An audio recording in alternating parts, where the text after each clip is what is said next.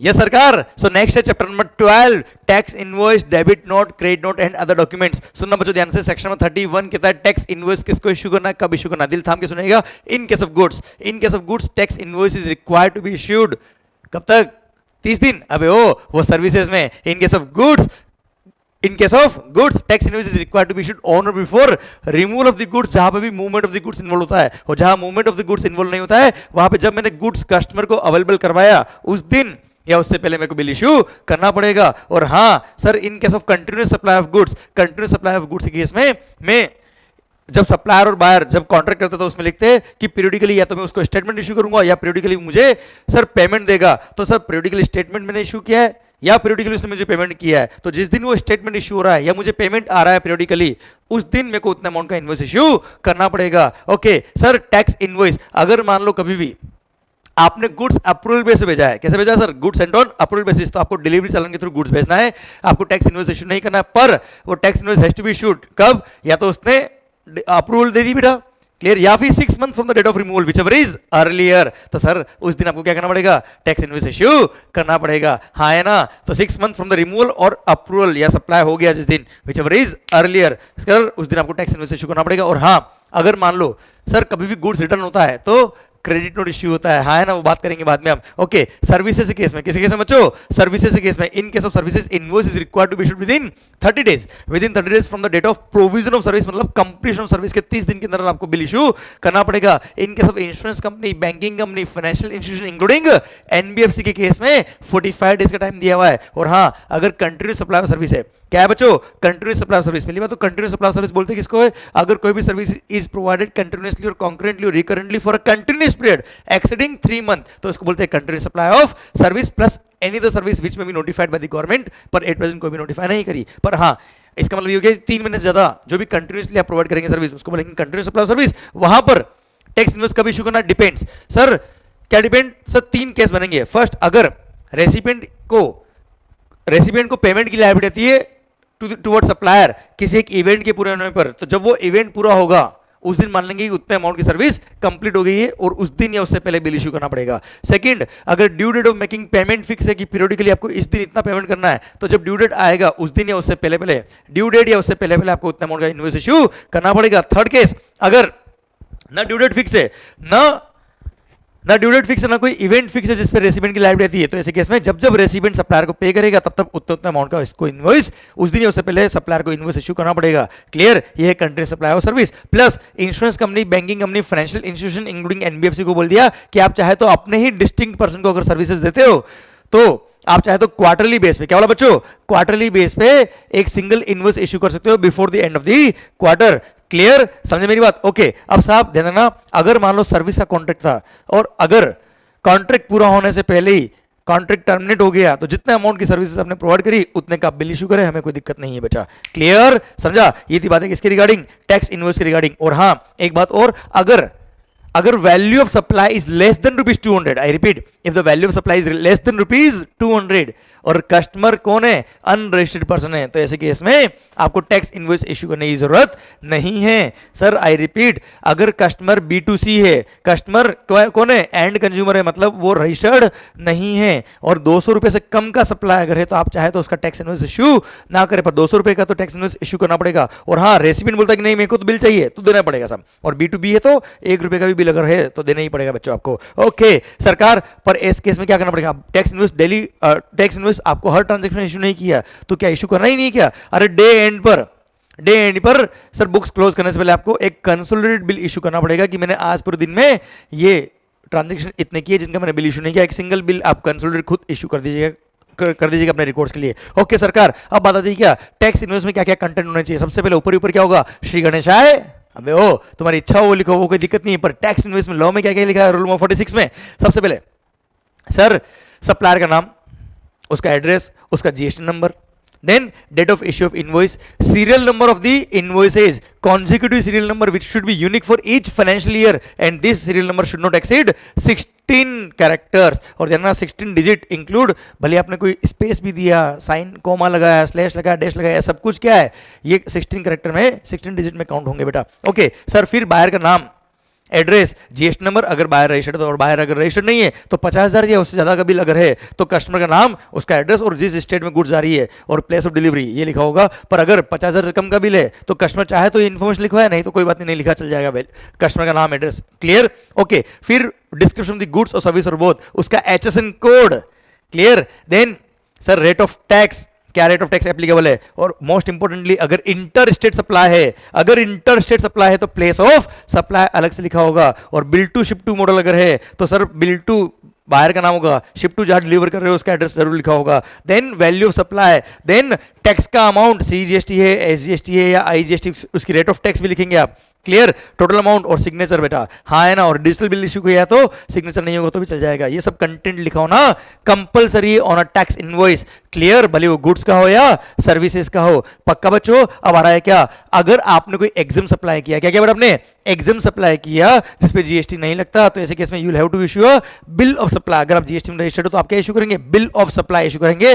Content क्या होंगे, वही सारे जो टैक्स इनवॉइस के होते हैं, बस उस पर GST का अमाउंट नहीं होगा, टैक्स इनवॉइस नहीं लिखा होगा बेटा, ऊपर लिखा होगा bill of supply. And yes, अगर आपने कंपोजिशन स्कीम ली हुई है, भली गुड्स वाली कंपोजिशन स्कीम 1.5 करोड़ वाली या 50 लाख वाली सर्विसेज वाली कंपोजिशन स्कीम, सारे केस में आप bill of supply he issue करेंगे बेटा। क्लियर? क्योंकि you can not issue a tax invoice in such cases. Clear? Done.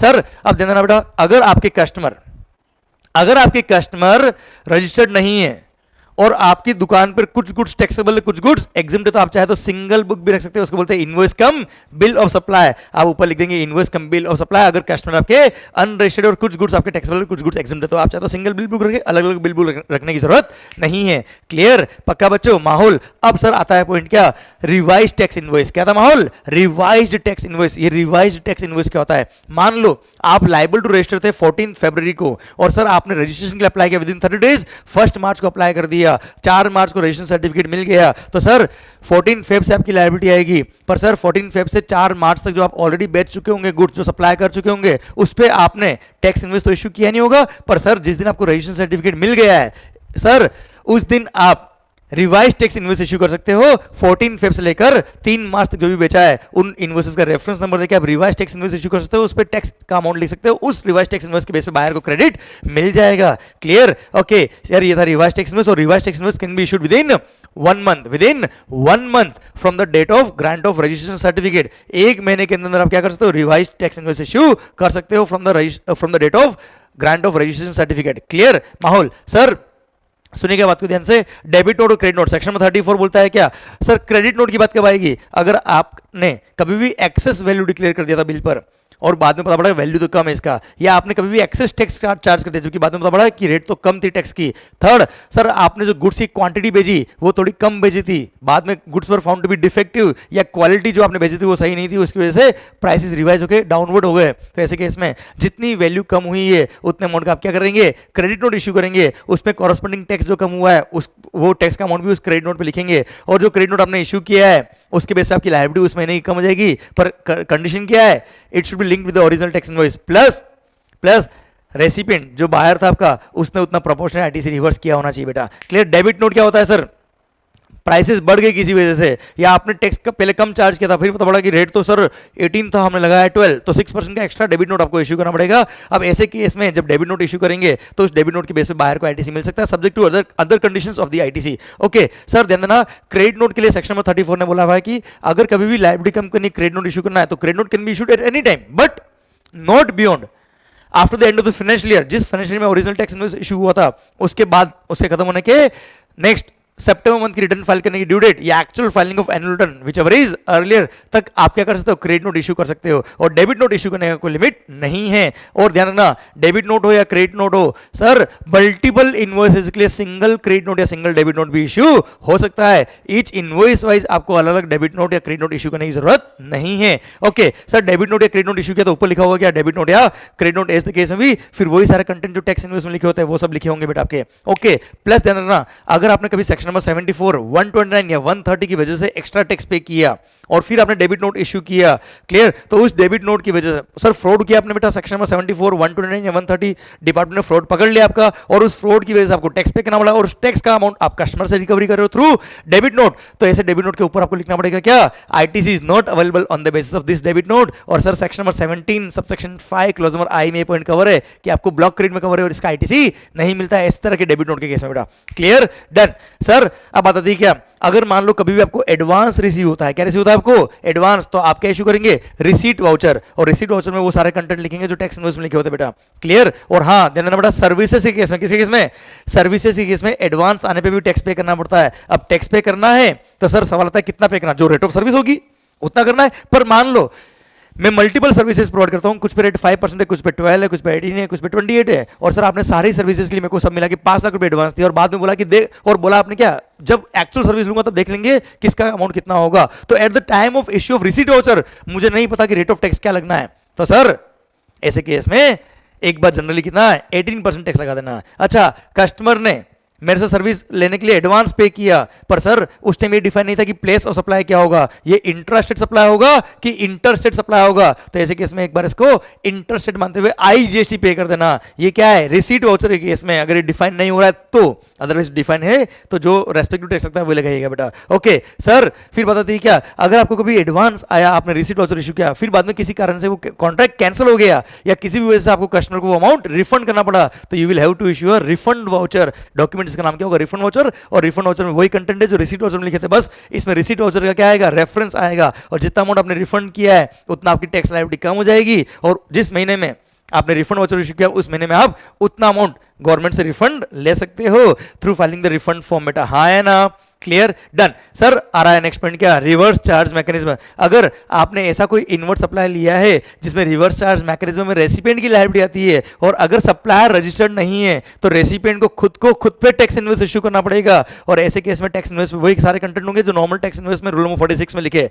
Plus जब रेसिपिएंट सप्लायर को पेमेंट करेगा तब एक वाउचर और इश्यू करेगा, उसका नाम होगा क्या, पेमेंट वाउचर। और सर पेमेंट वाउचर में लिखेगा कि मैंने वो सप्लायर था, उसको मैंने उसका नाम एड्रेस वगैरह सब कुछ लिखेगा, वही जो टैक्स इनवॉइस में कंटेंट होता है, प्लस मैंने इसको इतना पे किया, इस वजह से पे किया, इस सप्लाई के लिए पे किया बेटा, क्लियर। ये सब कुछ मेंशन होगा किस पे, पेमेंट वाउचर पे बच्चों। तो सर आपने क्या क्या पढ़ लिया, tax invoice, revise tax invoice, bill of supply, invoice cum bill of supply, receipt voucher, refund voucher, then sir payment voucher, debit note, credit note, आ रहा है क्या, डिलीवरी चालान। व्हेनेवर गुड्स का मूवमेंट होता है और movement of the goods is other than supply, sir supply होगा तो टैक्स इनवॉइस इशू होगा, पर अगर सप्लाई नहीं हो रहा है तो ऐसे केस में कोई तो डॉक्यूमेंट साथ में चाहिए, तो during movement of the goods you will have to issue a delivery challan. देखो बेटा ईवी बिल अलग चीज है, ईवी बिल की बात करेंगे बाद में हम। सर डिलीवरी चालान इशू करना पड़ेगा अगर टैक्स इनवॉइस इशू करने की रिक्वायरमेंट नहीं है, तो अगर मूवमेंट ऑफ द गुड्स हो रहा है तो। और डिलीवरी चालान में क्या क्या लिखा होगा, वो सारे कंटेंट जो टैक्स इनवॉइस में लिखे होते हैं वो सारे कंटेंट डिलीवरी चालान पे भी लिखे होंगे। बस फर्क इतना सा है कि टैक्स इनवॉइस इशू करते ही टाइम ऑफ सप्लाई आ जाता है, पर डिलीवरी चालान इशू करते वक्त टाइम ऑफ सप्लाई नहीं आता है, क्लियर। और ये भी सीरियल नंबर होने चाहिए बेटा आपके सारे documents. Okay sir, tax invoice, debit note, credit note, delivery challan जितने भी मैंने पढ़ा है सब सीरियल नंबर होंगे बेटा, क्लियर। जो टैक्स इनवॉइस का सिस्टम होता है वही सब सिस्टम इनमें भी चलते हैं। ओके बच्चों, अब बात आती है क्या, स्पेशल प्रोविजंस इन। अच्छा एक और बात डिलीवरी चालान के रिगार्डिंग एक और बात कर लेता हूं आपसे। सर डिलीवरी चालान का भी इशू होता है, जैसे जॉब वर्कर का कोई गुड्स भेजना आपको, या कभी कोई सर गुड्स रिपेयरिंग के लिए आपको भेजना है, मशीनरी रिपेयरिंग के लिए भेजनी है, एक ब्रांच से दूसरी ब्रांच भेजनी है with in the same state, जो डिस्टिंक्ट पर्सन नहीं है, जो सप्लाई नहीं होता है बेटा, क्लियर। सर लिक्विड गैस का सप्लाई ट्रांसपोर्ट करना है आपको, तो इन सब के केस में आप डिलीवरी चालान इशू कर सकते हो बच्चों। प्लस सर ध्यान देना, सीकेडी कंडीशन, एसकेडी कंडीशन में कोई मशीनरी अगर ट्रांसपोर्ट कर रहे हो आप, क्या ट्रांसपोर्ट कर रहे हो बेटा आप, मशीनरी, तो ऐसे केस में भी क्या होगा, आपको डिलीवरी चालान इशू करना पड़ता है। कैसे करना पड़ता है बेटा, जब भी पार्ट से लोड्स में गुड्स जाता है तो जब फर्स्ट लोड निकलेगा तब पूरी वैल्यू का आप टैक्स इनवॉइस इशू कर देंगे, but you will not send the tax invoice along with the first load, you will have to send the tax invoice while sending the last load या last installment. और first load जब निकलेगा tax invoice issue हो जाएगा, मतलब tax की liability आ जाएगी। पर सर आप टैक्स इनवॉइस ओरिजिनल कब भेजेंगे बायर को, सर जब लास्ट लोड या लास्ट इंस्टॉलमेंट जाएगा तब। और हाँ सुनना बच्चों ध्यान से, जब हर इंस्टॉलमेंट जाएगी तब क्या करेंगे आप, ओरिजिनल इनवॉइस का फोटोकॉपी लगाएंगे और साथ में डिलीवरी चालान इशू करेंगे उस पर्टिकुलर पार्ट या कंपोनेंट का। क्लियर? और डिलीवरी चालान के थ्रू गुड्स जाएगा और लास्ट लोड जब जाएगा तब ओरिजिनल टैक्स इनवॉइस जाएगा और उस ओरिजिनल टैक्स इनवॉइस जब लास्ट लोड के साथ जाएगा बायर के पास तब जाके उस बायर को आईटीसी मिलता है बेटा। क्लियर? ये बात हमने आईटीसी में पढ़ी थी section number 16 subsection 2 first proviso. माहौल सरकार पॉइंट आता है क्या इन case of GST? Sir in case of GST special provisions in certain cases. Sir insurance company, banking company, financial institution including NBFC के केस में बोल दिया क्या आपको 45 डेज का टाइम है इनवॉइस इशू करने का। प्लस सर यहाँ पे बोल दिया क्या आप बिल पर कस्टमर का नाम नहीं लिखेंगे चल जाएगा, सर सॉरी सीरियल नंबर नहीं लिखेंगे चल जाएगा और एड्रेस ऑफ द रेसिपिएंट नहीं लिखेंगे चल जाएगा, बाकी सारी इन्फॉर्मेशन होनी चाहिए आपके पास। और हाँ sir banking company, financial institution including NBFC और इंश्योरेंस कंपनी को बोल दिया क्या आप इंस्टेड ऑफ इशूइंग इनवॉइस आप कोई भी स्टेटमेंट भी इशू कर देंगे मंथली वो भी चल जाएगा और वो भी चॉइस दे रखी है, कंपलसरी नहीं मंथली स्टेटमेंट इशू करना भी आपके लिए। Okay sir passenger transport service के केस में जो टिकट इशू होता है बेटा टिकट उसी को टैक्स इनवॉइस मान लेंगे, अलग से टैक्स इनवॉइस इशू करने की जरूरत नहीं है। हाँ serial number of the invoice नहीं हुआ चल जाएगा, सर रेसिपिएंट का एड्रेस नहीं लिखा होगा चल जाएगा, बाकी सारी इन्फॉर्मेशन ना कंपलसरी है। और हाँ जीटीए गुड्स ट्रांसपोर्ट एजेंसी के केस में सर उसका टैक्स इनवॉइस तो होगा ही होगा, साथ में एक डिलीवरी चालान भी उसको इशू सॉरी साथ में उसको कंसाइनमेंट नोट भी इशू करना पड़ता है, तो कंसाइनमेंट नोट की जो इन्फॉर्मेशन थी वो सभी टैक्स इनवॉइस में लिखी होनी चाहिए बेटा। तो ये लिख दिया क्या कंसाइनमेंट की डिटेल्स, जैसे उसका वजन कितना है, नंबर ऑफ पार्सल्स कितने हैं, गुड्स कैरिज का नंबर कौन सा है बेटा।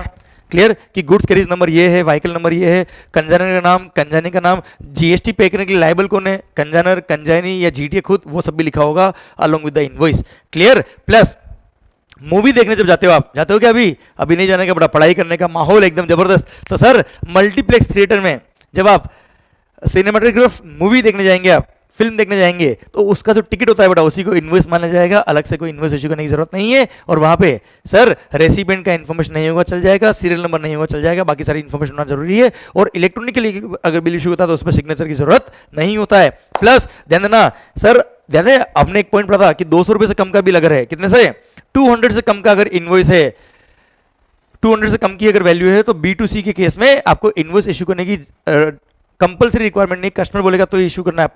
पर मूवीज के केस में अगर मल्टीप्लेक्स थिएटर में मूवी देखने गए तो 200 रुपए से कम का टिकट भी है तो भी उसको कंपलसरी देना ही पड़ेगा, वहां पे 200 रुपए वाली जो बेनिफिट था वो नहीं मिलता है मूवीज के केस में बेटा।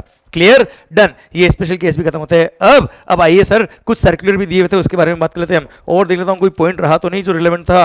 माहौल हो रहा है सर जबरदस्त। हाँ देना इन case of goods invoice is required to be issued in 3 copies, original for buyer, duplicate for transporter, triplicate for assessee himself। Services में 2 copy, original for buyer, duplicate for assessee himself। और हाँ HSN code अगर previous financial में आपका total turnover 1.5 crore total turnover 1.5 crore या उससे कम था तो आपको HSN कोड लिखने की जरूरत नहीं है। और प्रीवियस फाइनेंशियल में अगर आपका एनुअल टर्नओवर 1.5 करोड़ से लेकर 5 करोड़ तक का था तो ऐसे केस में केवल 2 digit HSN code, first 2 digit जो चैप्टर का नाम होता है वो। और अगर प्रीवियस में टर्नओवर आपका 5 करोड़ से अबव था तो ऐसे केस में 4 डिजिट HSN कोड आपको लिखना पड़ेगा, चैप्टर का नाम और हेडिंग नंबर बेटा।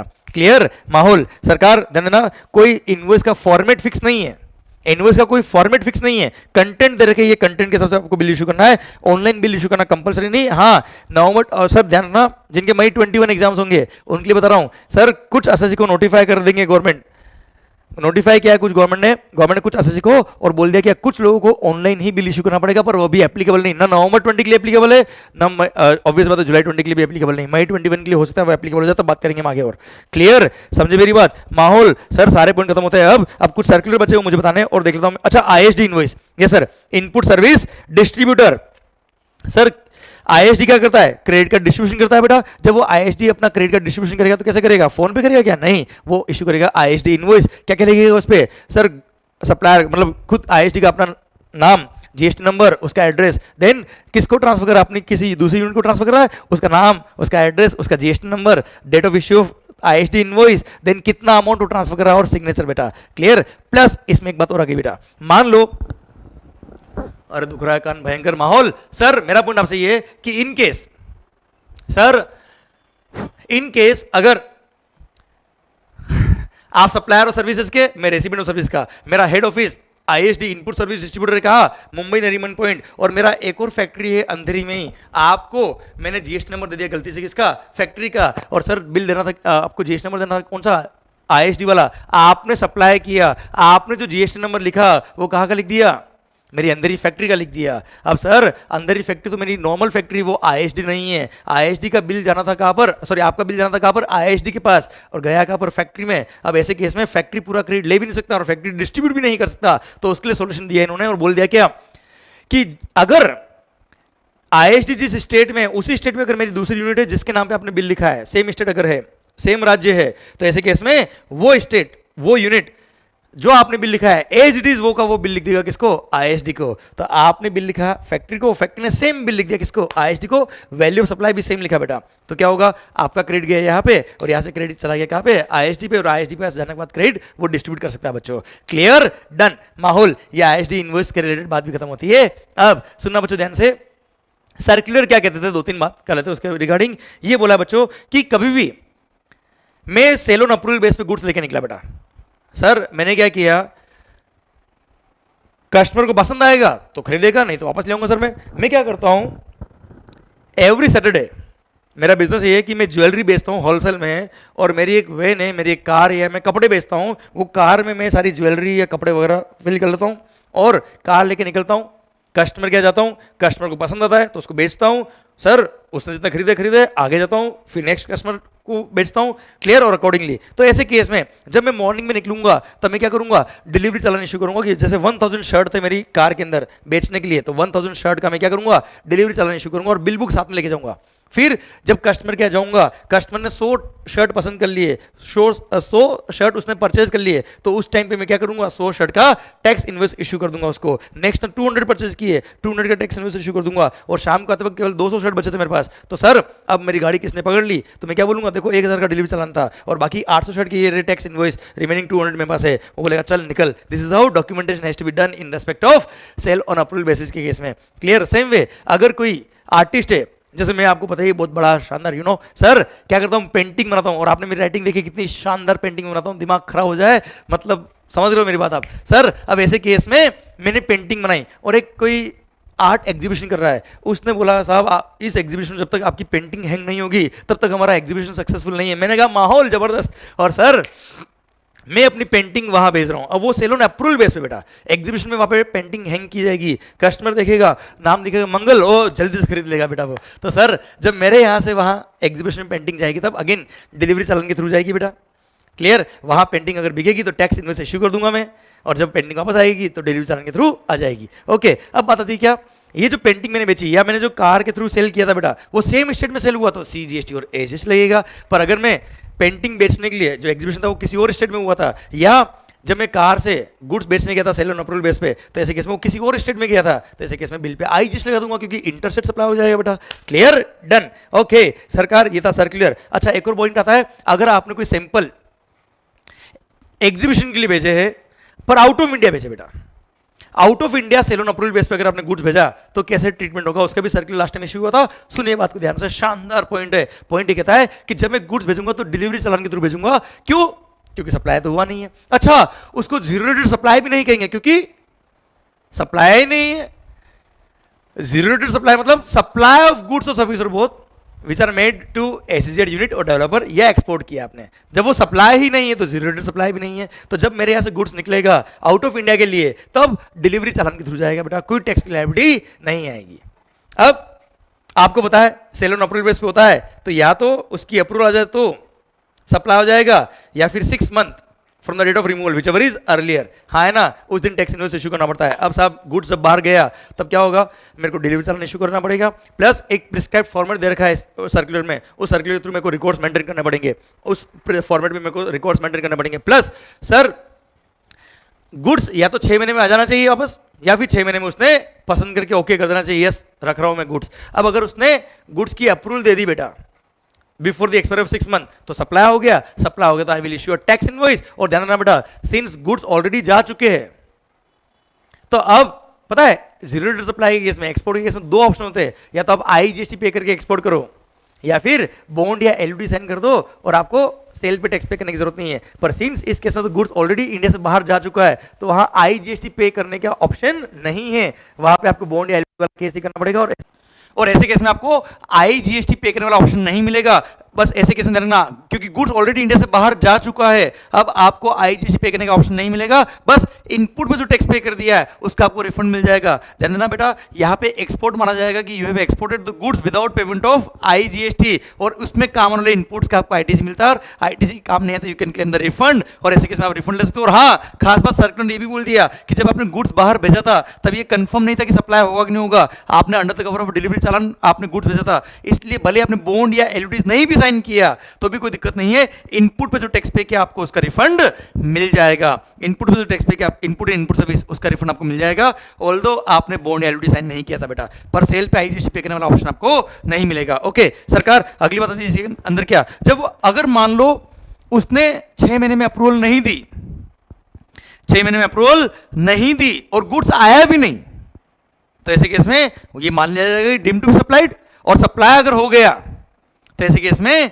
आपको टैक्स इनवॉइस इशू करना पड़ेगा, पर सिंस गुड्स इंडिया से बाहर गया इसलिए आपको टैक्स पे करने की जरूरत नहीं। पर यहां पर सर्कुलर ने बोल दिया कि अगर 6 महीने में अप्रूवल नहीं आया या फिर 6 महीने में आपने गुड्स मंगाए भी नहीं, वापस से आए भी नहीं, तो ऐसे केस में सप्लाई तो मान लेंगे पर उसके अंदर काम वाले इनपुट सर्विस का हम रिफंड ग्रांट नहीं करेंगे। फॉर एग्जांपल 100 यूनिट्स आपने इंडिया से बाहर भेजी थी ऑन अप्रूवल बेसिस, एग्जीबिशन में या सेल ऑन अप्रूवल बेस पे, उसमें से 60 यूनिट का विद इन 6 मंथ अप्रूवल आ गया, तो 60 यूनिट तो सप्लाई हो गया। अच्छा, 60 यूनिट पे कोई GST पे करने की जरूरत नहीं है, उसका बस टैक्स इनवॉइस इशू करेंगे आप, और 60 यूनिट में काम वाले इनपुट सर्विस का आप रिफंड क्लेम कर सकते हो। रिमेनिंग 40 यूनिट अगर 6 महीने के अंदर रिटर्न हो गई तो कोई दिक्कत नहीं है। और हाँ, ये 40 यूनिट जब रिटर्न होगी तो इसको इंपोर्ट ऑफ गुड्स नहीं मानेंगे, इस पर कोई कस्टम पे करने की जरूरत नहीं, कस्टम इसका नोटिफिकेशन तो इसको एग्जाम किया हुआ है, और जब वो गुड्स वापस इंडिया में आएगा तब ना तो कस्टम लगेगा ना इस पर कोई IGST लगेगा 37 वाला बेटा, क्योंकि कस्टम नहीं लगता तो 37 भी नहीं लगता है। ओके, अब वो 40 यूनिट मान लो इंडिया में आ गई तो कोई टैक्स नहीं बेटा, पर 40 यूनिट आई भी नहीं, विद इन 6 मंथ नहीं आई ना, उन्होंने अप्रूवल दिया, तो ये 40 यूनिट मान लेंगे डीम्ड टू बी सप्लाइड और टैक्स इनवॉइस इशू करना पड़ेगा। पर सिंस आउट ऑफ इंडिया गया इसलिए आपको टैक्स पे करने की जरूरत नहीं है, पर एट द सेम टाइम उसमें काम आने वाले इनपुट सर्विस का आपको रिफंड नहीं मिलेगा। मतलब आउट ऑफ 100 यूनिट्स 60 यूनिट का आपको इनपुट सर्विस जो काम आया है उसका रिफंड मिलेगा, 40 यूनिट के इनपुट सर्विस का रिफंड नहीं मिलेगा, प्रोपोर्शनल रिफंड मिलेगा बच्चों आपको। तो ऐसे केस में कंक्लूसिवली क्या हो बेटा, आपको आउट ऑफ 100 यूनिट्स 60 यूनिट पे कोई टैक्स पे नहीं करना, 40 यूनिट पे भी कोई टैक्स पे नहीं करना, पर 60 यूनिट जिसका अप्रूवल आ गया था विद इन 6 मंथ उसके इनपुट सर्विस का रिफंड मिल जाएगा, पर 40 यूनिट के इनपुट सर्विस का कोई रिफंड नहीं मिलेगा। मतलब आपको प्रोपोर्शनेट कैलकुलेशन करनी पड़ेगी, और 60 यूनिट के रेस्पेक्ट में जो इनपुट सर्विस का है उसी का रिफंड मिलेगा बेटा। और 100 यूनिट जो आपने आउट ऑफ इंडिया भेजी उसमें किसी पे भी टैक्स पे करने की जरूरत नहीं, क्योंकि वो एक्सपोर्ट हुआ है बेटा। ओके सर, अगली बात आती है एक और सर्कुलर, अगर कभी दवाई मेडिसिन आपने यहां से इंडिया से बाहर भेजा बेटा, बाहर नहीं, सॉरी आई रिपीट, वापस बोलता हूं मैं सर, मेडिसिन के रेस्पेक्ट में एक पॉइंट आता था, मेडिसिन तो एक एग्जांपल था इसमें, it may be in any case, अगर कोई आपने गुड्स भेजा है तो ऐसे केस में टैक्स इनवॉइस इशू किया होगा बेटा। अगर मान लो जैसे दवाई के केस में क्या होता बेटा, दवाई एक्सपायर हो जाती है आफ्टर अ पर्टिकुलर पीरियड, उसकी एक्सपायरी डेट के बाद वो जब मेडिसिन रिटर्न होता है क्या होता है, मैन्युफैक्चरर ने होलसेलर को बेचा, होलसेलर ने रिटेलर को बेचा, रिटेलर ने कंज्यूमर को बेचा बेटा। अब मान लो कोई मेडिसिन जिसका टाइम एक्सपायर हो गया है वो मेडिसिन स्टॉक में रह गई, तो सर मेडिसिन के केस में वो गुड्स सब रिटर्न लेना कंपलसरी मैन्युफैक्चरर को। तो ऐसे केस में क्या होता है, जब गुड्स मैंने ओरिजिनली बेचा होगा तब टैक्स इनवॉइस इशू क्या होगा बेटा, तो जब गुड्स रिटर्न होगा तो क्या होगा, क्रेडिट नोट इशू कर देंगे। जब रिटेलर भेजेगा किसको, होलसेलर को, तो वो क्रेडिट नोट इशू करेगा, उतने इन्वेस्ट का कर देगा, उतने अमाउंट का कर देगा जितना अमाउंट का टैक्स इन्वेस्ट था बेटा। और होलसेलर क्या करेगा, जितने मैंने उसको दवाई बेची थी उतना जितनी यूनिट मेरे पास आ रही है उतनी यूनिट का वो क्रेडिट नोट इशू कर देगा। और सर क्या होगा ऐसे केस में, सर जिसने क्रेडिट नोट इशू किया है उनका उतना लायबिलिटी, क्रेडिट नोट इशू तो सप्लायर करता बेटा। I repeat sir, in case अगर दवाई रिटर्न हो रही है, तो जो रिटर्न कर रहा है वो क्या करेगा, डिलीवरी चालान इशू कर देगा बेटा। और जिसने गुड्स बेचा था वो क्या कर देगा, क्रेडिट नोट इशू कर देगा। जैसे होलसेलर रिटेलर को क्रेडिट नोट इशू कर देगा, मैन्युफैक्चरर होलसेलर को क्या इशू कर देगा, क्रेडिट नोट, और वो डिलीवरी चालान के थ्रू गुड्स मेरे को भेज देंगे। अच्छा, मैंने ओरिजिनल जितने बेचा होगा उतने अमाउंट का मैंने क्रेडिट नोट इशू कर दिया, अब क्रेडिट नोट इशू कर दिया तो मेरी उस महीने की उतनी लायबिलिटी कम हो गई। क्लियर, पर कंडीशन क्या है, रेसिपिएंट ने उतना प्रोपोर्शनल ITC रिवर्स किया होना चाहिए। Same is the case with the wholesaler and retailer. Retailer क्या करेगा, जब दवाई भेजेगा किसको, होलसेलर को, तो डिलीवरी चालान के थ्रू भेज देगा, और होलसेलर क्या करेगा, उसको क्रेडिट नोट इशू कर देगा उतने अमाउंट का जितने अमाउंट की दवाई आई है बेटा। अरे क्लियर, समझा मेरी बात बच्चों? और सुनो बच्चों ध्यान से, सर आपको पता है क्रेडिट नोट इशू करने का टाइम कितना है। अब क्रेडिट नोट इशू करने का टाइम नोट तो सब फाइनेंशियल खत्म होने के बाद सितंबर मंथ की रिटर्न फाइल करने की ड्यू डेट या actual filing of annual return whichever is earlier है। अब ऐसे केस में क्या करेंगे, अगर मान लो दवाई 2 साल बाद आ रही है साहब, 2 साल की लाइफ थी दवाई की, उसके बाद आ रहा है, तो क्रेडिट नोट इश्यू करने का टाइम तो खत्म हो गया। अब कोई दिक्कत नहीं, सर्कुलर बोलता है काम कर, रिटेलर को बोलना तू उस दवाई को बेच दे किसको, होलसेलर को, और होलसेलर को बोलते कि वो दवाई एक्सपायर्ड मेडिसिन बेच देगा किसको, मैन्युफैक्चरर को। This is how it can be return. तो ऐसे केस में क्या होगा, रिटेलर अपना टैक्स इनवॉइस इशू करेगा किस पर, होलसेलर पे, और होलसेलर अपना टैक्स इनवॉइस इशू करेगा किस पर, मैन्युफैक्चरर पे। बेटा clear, this is how medicine will be return to the manufacturer. अब ऐसे केस में क्या होगा, रिटेलर जब उसको बेचेगा तो उसकी लायबिलिटी आ जाएगी। अरे सर जब परचेज क्या होता है, उस दवाई का उसने क्रेडिट भी तो लिया है, तो वो लायबिलिटी उस क्रेडिट के अगेंस्ट सेट ऑफ हो जाएगी बच्चा। क्लियर, सेम वे गुड्स में पास आ जाएगा बेटा। तो रिटेलर ने होलसेलर को दिया, होलसेलर ने मेरे को दिया, तो होलसेलर ने जब मेरे को दिया होगा गुड्स, तो उसने अपना टैक्स इनवॉइस इशू किया होगा, उसके बेस पे वो गुड्स मेरे पास आ जाएगी। अब मेरे पास आएगी, अब दवाई आ गई रिटर्न होके, अब मैं उसको क्या करूंगा, क्या एक्सपायर मेडिसिन को मैं बेच सकता हूँ क्या, कि रैपर चेंज किया और बेच दिया, लिखा और एक्सपायर। क्लियर, ऐसा तो कर नहीं सकते। अब ऐसे केस में उस मैन्युफैक्चरर को दवाई क्या करनी पड़ती है, डिस्ट्रॉय करनी पड़ती है। अब सुनना बच्चों, डिस्ट्रॉय करते हैं तो आपको पता है section number 17 subsection 5 clause number H block credit ITC reverse करना पड़ता है। तो सर अगर वो लास्ट में टैक्स इनवॉइस के थ्रू मेरे पास आई, तो मानेंगे कि मैंने दवाई परचेज करी है, तो जितने की सेल प्राइस होगी वो मेरे लिए परचेज प्राइस होगी बेटा। अब वो परचेज प्राइस जो टैक्स लगा हुआ आया होगा वो मेरे लिए इनपुट पे टैक्स हो गया बेटा एक तरह से। अब वो दवाई अगर मैं डिस्ट्रॉय करता हूं तो उसका मेरे को कोई आईटीसी नहीं मिलेगा, और सर उतना मेरा एक तरह से लॉस हो गया आईटीसी का। पर अगर सर क्रेडिट नोट के थ्रू गुड्स आता तो ये मानते हैं सेल रिटर्न हुआ है। अब सेल रिटर्न अगर होता है और अब उस दवाई को मैं क्या करता हूं, डिस्ट्रॉय करता हूं, डिस्पोज ऑफ करता हूं, तो उस दवाई को बनाने में जो इनपुट काम आए होंगे, उस इनपुट का मेरी परचेज प्राइस होती है मेरी कॉस्ट, उस कॉस्ट के इनपुट का प्रोपोर्शनेट आईटीसी मेरे को रिवर्स करना पड़ेगा। पर अगर टैक्स इनवॉइस के थ्रू होलसेलर से मेरे पास अगर दवाई आएगी रिटर्न होके, तो पूरी सेल प्राइस होती है उस दवाई की, उस पे जो टैक्स लगा था उतना पूरा मेरे को आईटीसी रिवर्स करना पड़ेगा बेटा। Clear, done, okay. सरकार अगला पॉइंट आता है, लास्ट पॉइंट सर, कि सेक्शन नंबर 32 बोलता है कि अगर मैं जीएसटी में रजिस्टर्ड नहीं हूं तो मैं कभी भी टैक्स कलेक्ट नहीं कर सकता हूं, और अगर रजिस्टर्ड हूं तो क्या दादागिरी है, जितनी मर्जी उतना टैक्स ले, नहीं, उतना ही लेगा जितना लोन है प्रिस्क्राइब किया, उतना ही टैक्स ले सकता है, उससे एक्सेस टैक्स कलेक्ट नहीं कर सकते। और ध्यान रखना, अगर किसी ने भी अनऑथराइज्ड टैक्स कलेक्ट किया है तो उसको टैक्स का अमाउंट गवर्नमेंट को पे करना पड़ेगा as it is the normal tax. और हाँ सर, सेक्शन 33 बोलता है कि आप जब भी टैक्स इनवॉइस या अदर डॉक्यूमेंट इश्यू करते हो तो वहां पे टैक्स का अमाउंट हमेशा अलग से इंडिकेट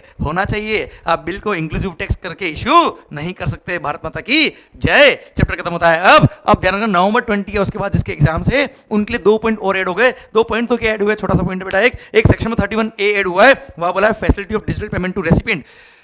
गवर्नमेंट चाहे तो कुछ सेलेक्टेड कैटेगरी ऑफ असेसी को नोटिफाई कर सकती है, नोटिफाई करके बोल सकती है कि इन सप्लायर को अपने कस्टमर्स को डिजिटल पेमेंट का ऑप्शन देना पड़ेगा, और वो कस्टमर उनको डिजिटल पेमेंट के थ्रू डिजिटल मोड के थ्रू पेमेंट करेंगे। ये सेक्शन में 31A ऐड हो गया है। पर हाँ, एट प्रेजेंट कोई भी कैटेगरी ऑफ पर्सन नोटिफाई नहीं करी, इसलिए सेक्शन एप्लीकेबल हो गया, पर अब तक पर्सन नोटिफाई नहीं किए, इसलिए प्रैक्टिकली एप्लीकेबल नहीं हुआ सेक्शन में 31A। अच्छा, एक और सर्कुलर इशू हुआ लास्ट पॉइंट है जो नवंबर 20 के लिए एप्लीकेबल हुआ, पर हाँ ये सर्कुलर है, ये ऑलरेडी जो आपने प्रोविजन पढ़े उसके अकॉर्डिंग ये बेटा, तो जिनके जुलाई 20 एग्जाम भी उनको भी इसका आंसर बताया। Circular mayor clarification of the department. Okay sir, क्या हुआ, कोविड-19 हुआ बेटा। अब जब कोविड-19 मार्च में डिक्लेयर हुआ, लॉकडाउन डिक्लेयर हुआ, तो क्या हुआ, कई सारे कॉन्ट्रैक्ट सर्विस के कॉन्ट्रैक्ट हो चुके थे बेटा। अब सर्विस के कॉन्ट्रैक्ट हो तो आपने मुझे एडवांस पे कर दिया मान लो।